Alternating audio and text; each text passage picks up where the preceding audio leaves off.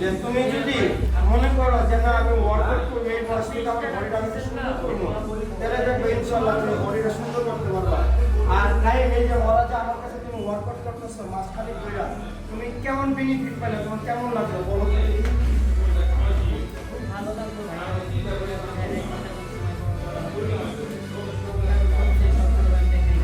আসলে ওরা ছোট মানুষ তো কখনো ওরকম করে ভিডিও করে না, তো ওদের জন্য দোয়া করবেন, ওরা যেন ভালো কিছু করতে পারে। আর ওদের জন্য আমি অন্তরিষ্ঠ থেকে দোয়া করি, ওদের যেন আল্লাহ পাক খুব ভালো কিছু করে।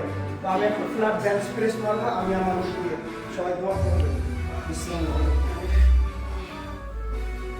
বিসমিল্লাহ বিসমিল্লাহ বিসমিল্লাহ।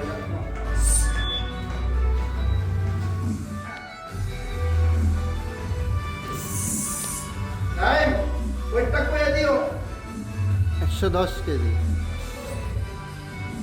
রেডি ভাই কিছু ঘুরে দিও, একটু ঘুরে দিও রাখার সময়। ওকে